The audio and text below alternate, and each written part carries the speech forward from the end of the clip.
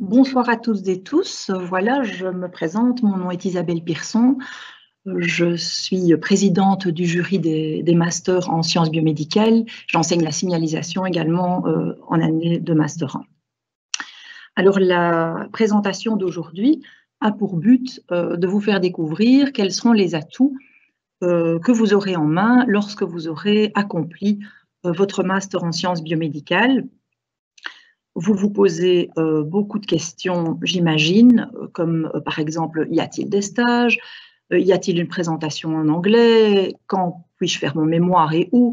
Y a-t-il des Erasmus et quels sont les débouchés? Alors, ce sont tous ces aspects que l'on va brosser au cours de la présentation d'aujourd'hui. J'ai en ma compagnie Mariana Igoyo-Esteve, qui est titulaire avec moi dans le master en sciences biomédicales et qui échangera avec nous pour me donner un retour par rapport à vos questions et qui elle-même est responsable du master en médecine translationnelle spécialisée qui nous aidera à résoudre vos questions. Alors, avant toute chose, on va peut-être brosser un petit peu la structure de ce master en sciences biomédicales. Donc, bien sûr, la première question, c'est qui a accès au master en sciences biomédicales? Alors, il s'agit bien sûr des titulaires de bachelier en sciences biomédicales, mais aussi des titulaires de diplômes de bachelier dans d'autres disciplines scientifiques, comme la biologie, la chimie ou la pharmacie, ou diplômes de sciences de la santé, comme les médecins, les vétérinaires et les sciences dentaires. Lorsque vous entrez en master, vous avez un choix. Soit vous choisissez de faire un master court, un master en 60 crédits en 1 an, qui est un master donné complètement en anglais et qui aura la particularité d'être un master spécialisé en médecine translationnelle. Ce master en 1 an ne vous donnera pas, n'est pas diplômant et ne vous donnera pas accès au doctorat.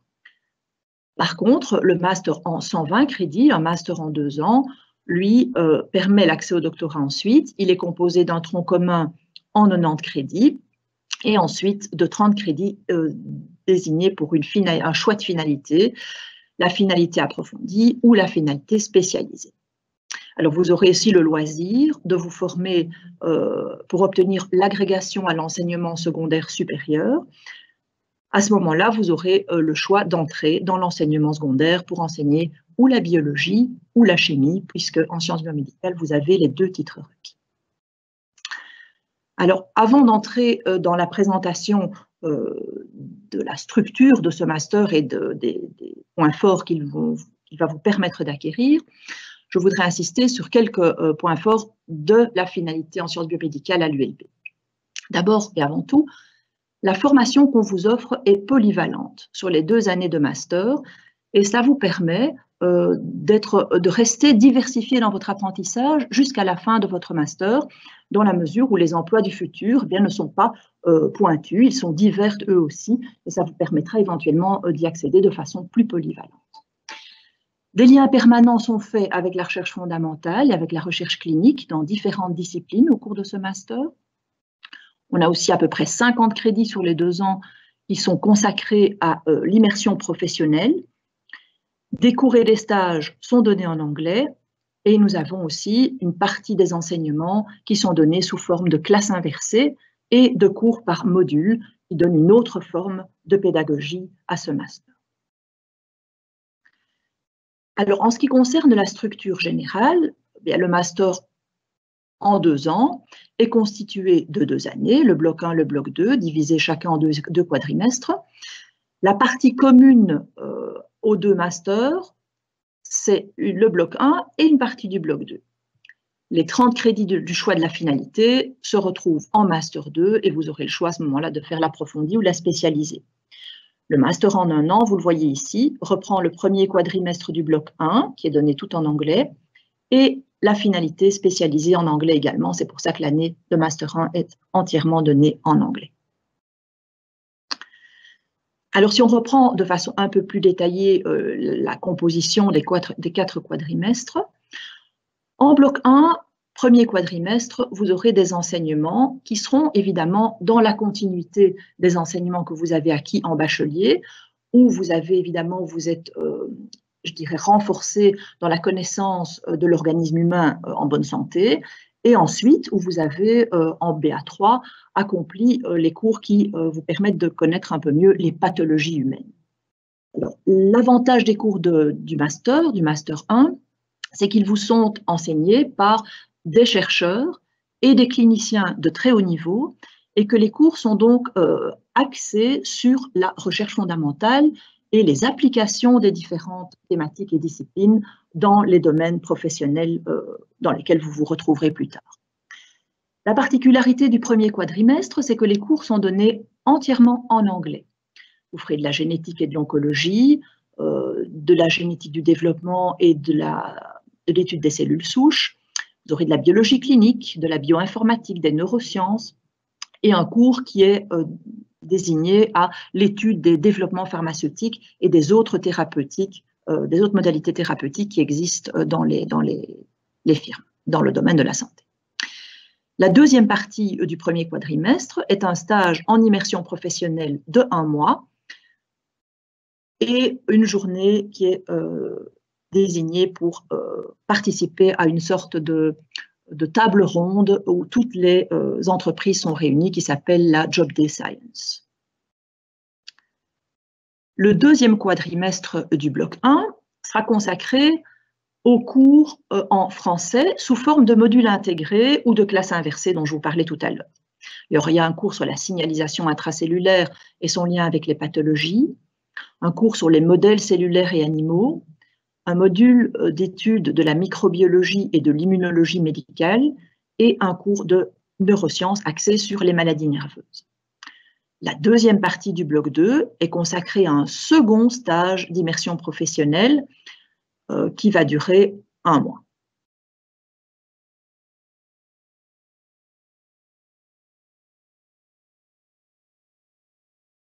Le stage du bloc 1 est en fait réalisé en 2 mois de recherche. Le premier sera situé au premier quadrimestre et le deuxième dans le second. Vous êtes accueillis à ce moment-là dans 32 laboratoires de la faculté et de nombreux projets vous sont donc proposés.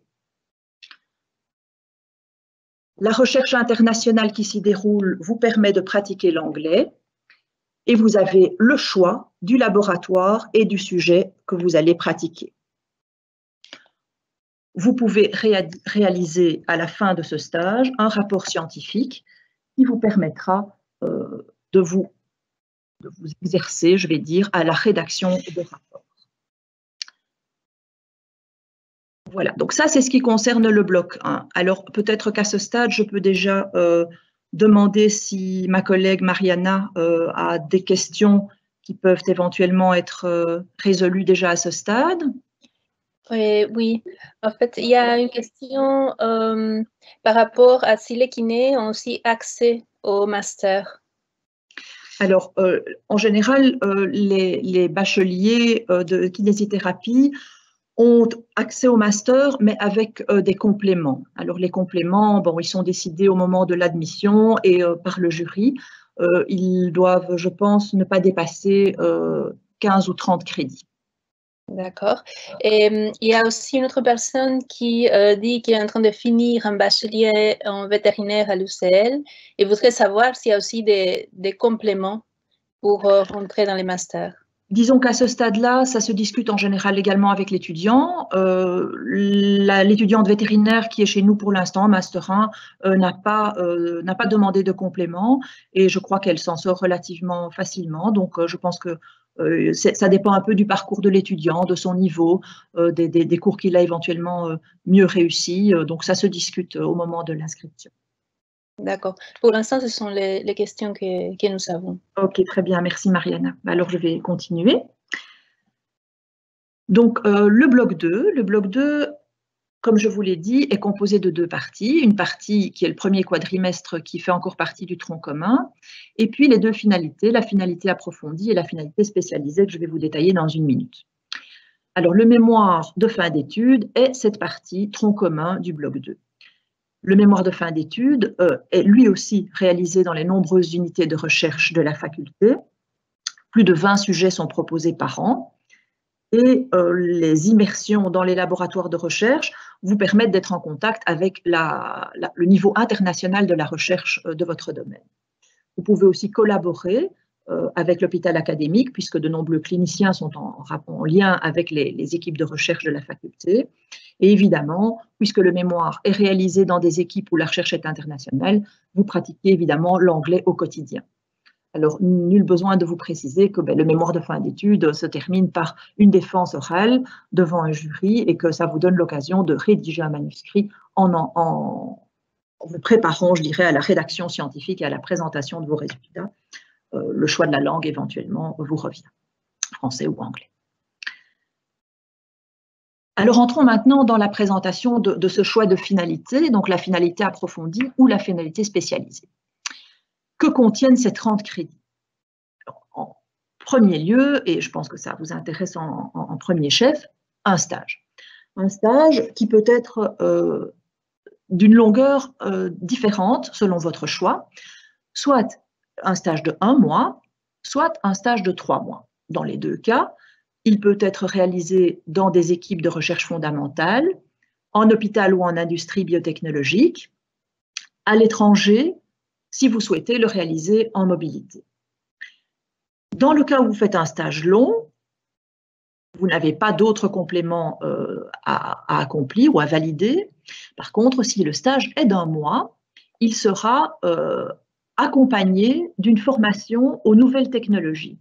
Alors, il s'agit d'un travail personnel qui va vous permettre de découvrir une nouvelle technologie utilisée dans les laboratoires de recherche ou dans les industries de cette époque, et qui vous permettra à ce moment-là de préparer une présentation orale que vous pourrez présenter aux autres étudiants et à un jury. L'autre partie de la finalité approfondie, et puisque cette finalité est particulièrement destinée à vous préparer à la recherche fondamentale ou à la recherche appliquée dans les industries, dans les domaines recherche et développement, c'est une grande quantité de séminaires scientifiques de pointe, présentés par des orateurs internationaux venus de toutes les équipes de recherche mondiales. Et ces séminaires sont suivis au courant de toute l'année académique et donnent lieu à la fin de l'année à une présentation orale de votre part qui vous permet d'intégrer le contenu de ces séminaires et de les présenter de façon orale en anglais. Alors, la finalité approfondie, ça vous donne quoi exactement comme atout? Vous aurez une formation solide à la recherche. Les choses seront vues en profondeur, que ce soit dans le cadre des mémoires, dans le cadre des séminaires scientifiques ou des stages. Vous aurez vraiment appris à organiser une démarche scientifique rigoureuse, à être autonome dans votre démarche, à collaborer, puisque évidemment la recherche est un métier collaboratif, et à étudier des approches technologiques et techniques nouvelles, bien sûr l'anglais étant la langue principale de la science. Vous passerez évidemment par cet apprentissage également. Vous aurez l'occasion donc au cours de ces stages qui sont nombreux en Master 1, en Master 2, d'entrer en immersion professionnelle, d'avoir le contact également avec des industries et des hôpitaux à l'extérieur, et vous apprendrez la présentation scientifique, qu'elle soit orale, écrite ou sous forme de posters et de flash talk scientifiques comme dans les congrès par exemple. L'autre finalité, la finalité spécialisée, est une finalité en médecine translationnelle. Alors, sa structure est plus ou moins similaire. Donc, la finalité en médecine translationnelle comporte également le choix du stage, un stage court ou un stage long. Les lieux de stage que je vous ai décrits il y a quelques minutes restent valables pour cette finalité translationnelle. La différence, c'est que si vous avez un stage plus court, ce que vous aurez comme complément, ce seront des séminaires aussi internationaux, présentés par des orateurs des laboratoires étrangers, mais vous aurez accès également aux séminaires cliniques et aux séminaires scientifiques. Pour compléter ce stage, il y a le module de médecine translationnelle. Alors, ce module est donné en anglais et est composé de 3 unités d'enseignement différentes. Un module interfacultaire et interdisciplinaire qui se donne également en collaboration avec des enseignants de la faculté de Solvay et qui est porté sur les skills de la médecine translationnelle dans les métiers de la santé, en entreprise, l'entrepreneurship, toutes les les connexions que vous pouvez avoir avec les métiers de la santé en termes d'entrepreneuriat. Un deuxième module est basé sur l'apprentissage des bases nécessaires à la recherche préclinique et clinique.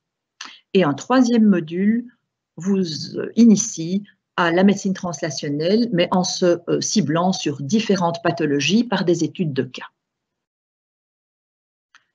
Au sortir de ce master en finalité médecine translationnelle, vous serez capable de coordonner les disciplines de la mise en œuvre des soins de santé, que ça aille de la recherche à la médecine personnalisée au lit du malade, en passant par les développements thérapeutiques dans un sens, dans l'autre, et les enjeux économiques des différentes disciplines. Vous aurez également des nombreux stages qui vont aussi vous permettre une immersion professionnelle. Et vous apprendrez à manipuler les aspects translationnels de différentes disciplines cliniques comme l'oncologie, la cardio, la neurologie, l'immuno ou l'endocrino. Les stages du bloc 2, je vous le disais, sont je dirais, assez libres d'accès en termes de choix. Les étudiants qui ont réalisé ces stages à l'étranger dans les 5 dernières années sont allés à Brest, à Munich, à Montréal. Ils ont aussi été accueillis dans des laboratoires belges d'hôpitaux, comme au CHC de Liège ou à l'UDERF, à l'hôpital des enfants de Bruxelles, ou dans des biotechnologies, par exemple du bioparc de Gosselies. Vous avez peut-être entendu parler de la mise en place des programmes de l'Université européenne, le CIVIS, dont les accords vont vous permettre dans les années qui viennent d'encore diversifier cette offre internationale en vous permettant de vous rendre dans des grandes capitales européennes. Donc ce stage de bloc 2 est vraiment une porte ouverte vers le monde de la recherche internationale et vers les emplois que vous pouvez prétendre par la suite. Alors, auxquels vous pouvez prétendre, pardon. Les débouchés, évidemment, c'est une question que vous vous posez certainement tous. Que vous ayez accompli un master ou que vous ayez suivi ce master d'un doctorat ou de post-doctorat potentiel à l'étranger, les métiers auxquels vous aurez accès sont les mêmes, mais bien sûr, vous y aurez accès avec des degrés progressifs de responsabilité. Alors, une des débouchés possibles est de continuer, évidemment, avec votre parcours, s'il est brillant, comme professeur, chercheur ou comme acteur des centres de technologie à l'université, ou bien de travailler dans des firmes pharmaceutiques ou des entreprises biotechnologiques, comme cadre, chercheur ou représentant, selon votre expérience, comme écrivain scientifique, comme employé dans les hôpitaux, la Croix-Rouge par exemple, dans certaines ONG, des compagnies d'assurance. Vous pourrez aussi avoir accès, comme je vous l'ai dit tout à l'heure, à l'enseignement secondaire supérieur, où vous pourrez travailler dans des laboratoires de génétique, de criminalistique, de biologie clinique, comme nombreux de nos doctorants actuellement. Ce qu'il faut comprendre, c'est que la formation en sciences biomédicales ne vous donne pas un métier, elle vous donne la clé pour ouvrir des portes, pour accéder aux métiers actuels et aussi aux métiers à venir qui n'ont pas encore été inventés, je vais dire, des soins de santé. Voilà. Alors, si vous avez encore des questions, alors je vais bien sûr redemander à Mariana dans une seconde s'il y en a d'autres qui ont été posées sur la ligne de conversation. En attendant, je vous parle quand même de notre site des sciences biomédicales où vous pourrez continuer à trouver de l'information sur la formation elle-même, le doctorat ou sur les contacts si vous souhaitez poser des questions plus précises. Voilà, avant de vous inviter à rejoindre la chatroom, je vais quand même reprendre quelques questions ici encore, si le temps me le permet. Mariana, est-ce qu'il y a encore des petites questions? Oui, il y a une question par rapport aux étudiants en diététique. Ils demandent comment ça se passe au niveau de l'année passerelle, quels sont les débouchés? Les débouchés sont les mêmes que celles qui sont proposées aux étudiants qui finissent leur master en sciences biomédicales. L'accès, par contre, à ce master est conditionné par une année complémentaire, donc c'est ce qu'on appelle un programme complémentaire pour les étudiants en diététique et qui consiste à valider les crédits de la 3e année de bachelier, du bloc 3. D'accord. Et il y a une autre question, c'est aussi un peu lié, parce qu'il demande quels sont les débouchés spécifiquement liés à la nutrition. Disons que il y a normalement au niveau des bacheliers, il y a une introduction à la nutrition, pas mal de cours du master qui sont ciblés sur les pathologies, l'oncologie, le diabète, traitent aussi en partie de la nutrition. Bien sûr, comme je vous le disais, la formation en sciences biomédicales vous donne les atouts scientifiques, de rigueur et de recherche, et donc vous permet d'aborder les métiers de domaine de la santé. À vous de voir après si le métier dans le domaine de la nutrition colle à votre profil. Je pense qu'il n'y a pas de métier scientifique qui ne soit pas accessible avec une formation en sciences biomédicales. Ok, il y a une autre question, c'est par rapport au Master 60. Il demande, parce que tu as dit que l'année n'est pas diplômante, est-ce que tu peux dire un peu plus à propos de ces masters? Disons que c'est un master qui doit être vu comme un master complémentaire, en fait, qui peut être, pour lequel on ne doit pas encore être master pour le suivre, et qui permet aux étudiants de se former rapidement dans les différents domaines, d'une part en suivant des cours assez pointus au niveau du premier quadrimestre, et dans le deuxième quadrimestre en suivant le module en médecine translationnelle, qui leur permet d'avoir un contact avec les différentes instances dans les hôpitaux et dans les industries qui ont des liens avec la médecine translationnelle, la médecine personnalisée, je vais dire. L'avantage de ce master, c'est qu'il est en anglais et que donc il est accessible à des étudiants étrangers qui souhaitent obtenir une formation en Belgique avant de repostuler pour un master plus spécialisé ou pour un emploi à différents niveaux. Ici, il y a une étudiante qui est diplômée de notre école, elle est technologue de laboratoire, et elle veut savoir s'il y a une année passerelle. C'est la même réponse que pour le diététicien de tout à l'heure. Donc l'année passerelle pour les technologues est aussi le BA3. Normalement, bon, il est aussi possible d'une certaine manière de voir si certains acquis ont déjà été validés, d'en discuter, mais ça se fait vraiment au moment de l'inscription et de l'admission. Il y a une discussion avec les présidents de jury à ce moment-là. Mais bien sûr, il y a énormément de technologues qui entreprennent le master en sciences biomédicales avec quelques compléments. Okay. Ici, il y a une autre question, je ne suis pas sûre de comprendre. Il dit qu'il est bachelor en ergothérapie en Belgique. À quoi cela correspond? J'imagine que la personne veut savoir aussi s'il y a une année partielle à faire ou quelque chose. Oui, bah bien sûr, le niveau des bacheliers en haute école nécessite toujours d'avoir des compléments avant d'attaquer le master. Il y va quelque part de la sécurité de l'étudiant dans l'entreprise qu'il fait en s'inscrivant à l'ULB. Je pense qu'il est nécessaire de se remettre à niveau avant d'entamer un master qui n'est pas un parcours facile puisque les enseignements sont très pointus. Et donc, en effet, nous demandons en général aux étudiants d'accomplir le troisième bachelier comme année de transition. Peut-être que par rapport à la question qui avait été posée sur le master en 1 an et pas plus particulièrement le master en médecine translationnelle, je ne sais pas si j'ai été complète dans ma réponse. Tu peux peut-être prendre le relais puisque tu es bien impliquée là-dedans, Mariana. Il y a peut-être plus à en dire que ce que je n'ai évoqué. Non, je pense que c'était assez complet.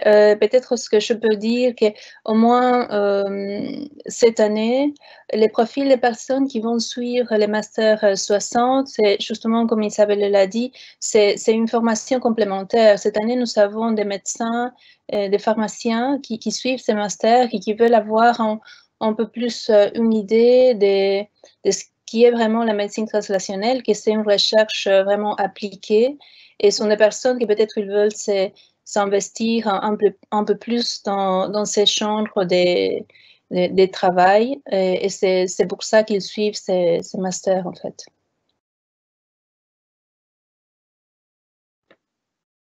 Voilà, donc je ne sais pas s'il y a encore d'autres questions. Non, pour l'instant, je ne vois pas des autres questions, mais pas. Voilà.